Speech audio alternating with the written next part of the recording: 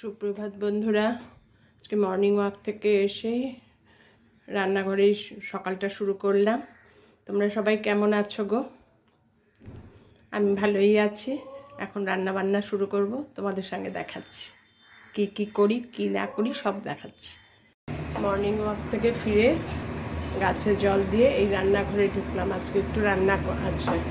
আজকে করব হচ্ছে নিরামিষ বাঁধাকপি, একটু আলু দেবো, একটা আলু দেবো। একটু আলু না দিলে না পুরো মাখো মাখো বনটা ঠিক বাঁধে না। আলু ছাড়াই করার কথা আজকে, তো একটা আলু দেবো একটু। আর করব হচ্ছে নতুন একটা জিনিস, কি বলো তো, নিম পাতা ভাজা, নিম বেগুন ভাজবো। নিম বেগুন খেতে আমাদের বাড়ির আমি, আমার কর্তা আর আমার বড় মেয়ে, আমার বড় মেয়েকে যদি আজকে এই নিম বেগুন একটু পাঠাই না, ও যেইটুকু ভাত খায় 20টা 25টা সবটাই খেয়ে নেবে নিম বেগুন দিয়ে, ভীষণ ভালোবাসে। কালকে ঝুম্পা ওদের গাছের নিয়ে এসছে, নাহলেও দোকান মানে বাজার থেকে আনে। বাজার থেকে আনলে কী হয় বলো তো, ওপরগুলো ভালো, ভেতরে সব পচা। তার জন্য বাজার থেকে 1-2 দিন এনেছে, একদম বাজে খেয়েছি, বাজে। সেটা ঝুম্পা শুনেছে, ঝুম্পা বলেছে ঠিক আছে আমি এনে দেবো, তা কালকে নিয়ে এসছে। আজকেই করছি, কারণ বৃহস্পতিবার আবার নিম পাতার জন্মদিনের জন্য করা যায় না, সেই জন্য আজকে করবো। কীভাবে করছি দেখো। প্রথমে নিম পাতাটা শুকনো কড়াইয়ে ভেজে নেব। নুন মাখিয়ে রেখেছি ভালো করে ধুয়ে, এটাকে শুকনো কড়াইয়ে ভেজে নেব, একদম কড়কড়া করে ভেজে নেব। ভেজে নিয়ে নামিয়ে তারপরে অল্প তেলের মধ্যে বেগুন ছোটো ছোটো করে কেটে এই ভাজা নিম পাতাটা দিয়ে দেবো। বেগুন ভাজাটা যেই হয়ে যাবে দারুণ লাগে খেতে। আর এগুলো তো এখন খাওয়াই হয় না, না? ছোটোবেলায় খুব খেতাম, মা খুব করতেন। নিম পাতাটা কড়াইয়ে দিয়ে দিয়েছি, নুন মাখানো ছিল তো এই জন্য দেখো সাদা সাদা হয়ে গেছে। নাড়াবো না, একটু পুরো ওই দিকটা ভাজা হবে, তারপরে উল্টিয়ে দেবো। একদম খটখড়া ভাজা, একদম ব্ল্যাক ব্ল্যাক টাইপ হয়ে যাবে। আর প্রেশার কুকারে বাঁধাকপিটাকে একটু ভাপিয়ে রেখেছি, নালে না বাঁধাকপির একটা বিচ্ছিরি মানে রান্নাতে গন্ধ হয়। আর আজকে পুরো নিরামিষ ওয়েতেই করবো বাঁধাকপিটা, জিরে আদা বাটা দিয়ে আর টমেটো দিয়ে। জানি না কেমন কে খাবে, কিন্তু আমার কর্তার কথা ভেবেই করবো আজকে।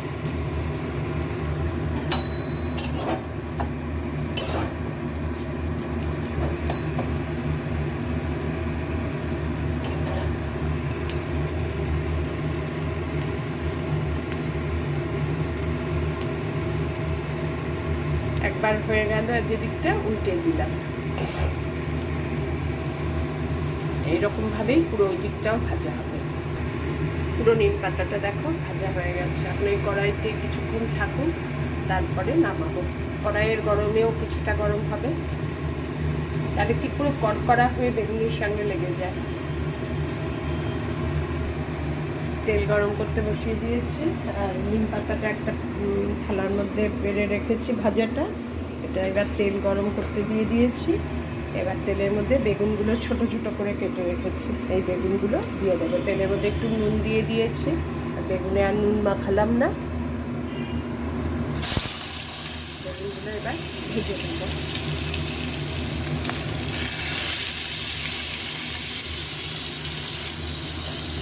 এই বেগুন ভাজা হয়ে গেলে এই বেগুন ভাজার ওপরেই ওই ভাজা নিম পাতাটা ছেড়ে দেবো। হোক এবার বেগুনটা ভাজা।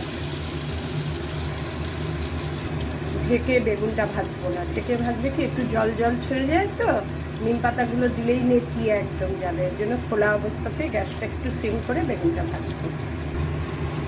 বেগুনগুলো ভাজা হয়ে গেছে তেলের মধ্যে, এরকম খড়খড়া করে ভাজতে হবে। ঢাকা দিলেই কি একটু জল জল ছেড়ে যায়। এবার এর মধ্যে নিম পাতা ভাজাগুলো ছেড়ে ভালো করে কষিয়ে দিতে হবে। আমি এই কারণে পুরো ডিটেলস দেখালাম, কেন বলো তো, যখন প্রথম দিন আমি নিম পাতা করি, নিম পাতা ভাজা, আমি বুঝতে পারিনি কিভাবে করে, কারণ আমি মাকে কোনোদিনও করতে দেখিনি। মানে মা করেছে একটু, মানে খেয়েছি, আমাদের বাপের বাড়িতে খুব নিম বেগুন খাওয়ার দিক ছিল, কিন্তু শ্বশুর বাড়িতে এসে আমি কোনোদিনও নিম বেগুন খাইনি। আমার শাশুড়ি মাও করতেন না, আর বাড়িতেও হতো না, যার জন্য কোনোদিন খাইনি আর দেখিও নি। শ্বশুর বাড়ি এসেই তো আমি সব রান্না দেখেছি, শিখেছি, কোনোদিন দেখিনি। মানে বোকা বোকা, মানে কি করব বুঝে পাচ্ছি না। নিম পাতা প্রথমে বেগুনটা ভেজেছি, ভেজে তার মধ্যে নিম পাতাটা ধুয়ে তার মধ্যে দিয়ে দিয়েছি। কি অবস্থা হয়েছে, কোনো নিম পাতাটা ভাজাই হয়নি, সেই চাবিয়ে চাবিয়ে খাওয়ার মতন। যেহেতু বেগুন ছিল, নিম পাতাগুলো সরিয়ে সরিয়ে শুধু বেগুনগুলো খেয়েছি, এই আর কি।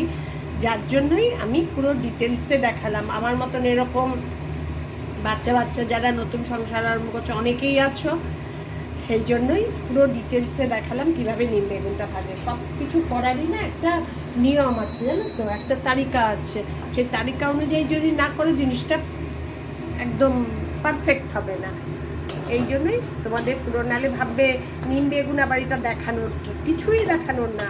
নিম বেগুনটা খুব ভালো খাবার, কিছুই দেখানোর না। সবাই জানে, সবার বাড়িতেই হয় কম বেশি, হ্যাঁ। কিন্তু আমার যেহেতু হয়েছিল, দেখো কি সুন্দর হয়ে গেল, পুরো খড়খড়া একদম। এইটাই যদি তুমি বেগুনটা ঢেকে দিয়ে ভাজতে, তাহলে কিরম একটা হয়ে যেত ন্যাতা ন্যাতা। এটা যেহেতু বেগুনটা পুরো ফুলে ভাজা হয়েছে, তেল তেল একদম খড়খড়া, সেজন্য এই হয়ে গেল আমার নিম বেগুন। তোমরা এইভাবে বানিয়ে খেও নিম বেগুন, দারুণ লাগে খেতে। তবে বেগুন ছাড়া কিন্তু ভাল লাগবে না, বেগুন দিয়েই ভাল লাগে। বাঁধাকপি করছি নিরামিষ, সম্পূর্ণ নিরামিষ ওয়েতে করবো বাঁধাকপি। একদম আলু না দেওয়ার মতন, জাস্ট একটা ছোট্ট দেখে আলু দেবো, জাস্ট বাঁধাকপিটা একটু বন বাঁধার জন্য। একটু আলু না দিলে না একদম বন বাঁধে না, একদম ছোট্ট একটা আলু দেবো। প্রথমে দেবো ফোড়ন, দেবো 2টো তেজপাতা, দেবো গরম মশলা। গরম মশলার মধ্যে দেব হচ্ছে বিশেষ করে মেন দারচিনি আর এলাচ, 4টে এলাচ আর 2-3টে দারচিনি। দারচিনিটাই বেশি দেওয়ার উদ্দেশ্য আর কি। আর দেব হচ্ছে সাদা জিরে ফোড়নে, সাদা জিরেটা একটু পরিমাণ মতো। সব ফোড়ন দিয়ে একবারেই বসিয়ে দেব। ফোড়নটা একটু ভাজা ভাজা হয়ে গেছে, একটু ঘিও নামিয়ে রেখেছি, নামানোর সময় ঘি দেবো।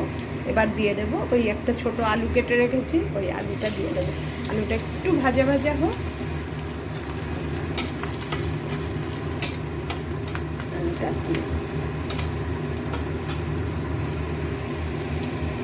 একটু ভাজা ভাজা হওয়ার জন্য ওয়েট করছে। এরপরে দিয়ে দেবো হচ্ছে আদা আর কাঁচা লঙ্কা। আদাটা গ্রেটারে গ্রেট করে রেখেছি, আর কাঁচা লঙ্কাটা একটু থেতো করবো, করে দিয়ে দেবো। আদা আর কাঁচা লঙ্কাটা দিয়ে দেব। আদা আর কাঁচা লঙ্কাটা দেওয়ার জন্য একটু নাড়িয়ে চাড়িয়ে নেব।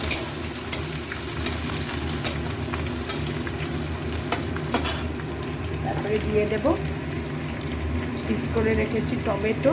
টমেটোটা একদম মাস্ট বাঁধাকপিতে, নাহলে ভালো লাগে না খেতে। আর নিরামিষ করছি, আর ওই টমেটো মাছ।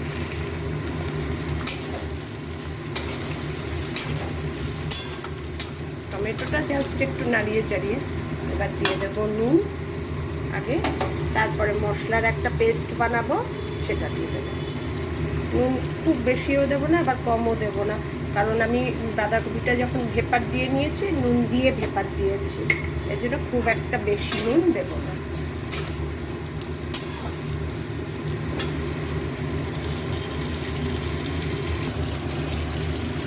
মশলার পেস্ট বানিয়েছি, ধনে জিরে গুঁড়ো, হলুদ আর কাশ্মীরি লঙ্কা গুঁড়ো।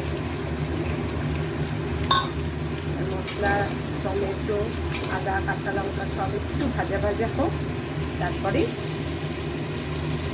বাঁধাকপিটা দিয়ে দেবো। এই হয়ে গেল রান্না। রান্না করতে কিন্তু কোনো ঝামেলা লাগে না, শুধু একটু পেশেন্স নিয়ে দাঁড়াতে হয়, যেটা আমার একদম কম। আর এই ঘিটাও দিয়ে দেবো এখনই, কারণ এই ফোড়নের মধ্যে না দিলে ওপর থেকে ছড়িয়ে দিলেই না একটা গন্ধ হবে ঘিয়ের, আর মেয়েরা খাওয়া নিয়ে ঝামেলা করবে। আর আমার কর্তারও বেশি খাওয়া ভালো না, অল্পই একটু দিলাম। নিরামিষ করলে বলো কি বলো তো, একটু ঘি গরম মশলা না দিলে নিরামিষ রান্না ভালো লাগে না। মশলাটা ভাজা ভাজা হয়ে গেছে, এবার বাঁধাকপিটা ছেড়ে দেবো। জলটা দেবো না, বাঁধাকপির থেকে হাতা দিয়ে জলটা প্রেশার কুকার থেকে নিয়ে নিয়ে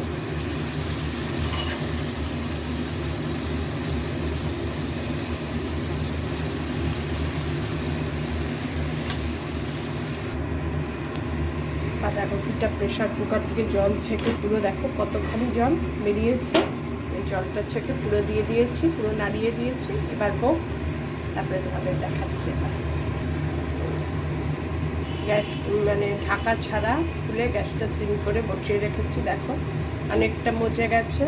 এই আলুগুলোকে পরে ভেজে ভেজে যে দিয়েছে ওগুলোকে পরে একটু করে দেবো, ভেঙে ভেঙে দেবো, তাহলেই সুন্দর মাখো মাখো হয়ে আসবে। আমার বাঁধাকপি মোটামুটি কমপ্লিট। এখন সিম করে বসিয়ে রেখেছি, আর একটু নাড়িয়ে চাড়িয়ে ব্যাস। এখন একটু একটু জল জল দেখা যাচ্ছে, সেজন্য আর একটু সিম করে আর একটু জলটা শুকো, তারপরে অফ করে দেব। আমরা কিন্তু ছোটোবেলায় এরকম জল জল টাইপেরই খেতাম। আমাদের আর কিছুই মা দিত না, তাতেই কি টেস্ট লাগতো। কীরকম হবে কে জানে। যাই হোক, মনে হচ্ছে ভালোই হবে, সুন্দর গন্ধ বেরিয়েছে।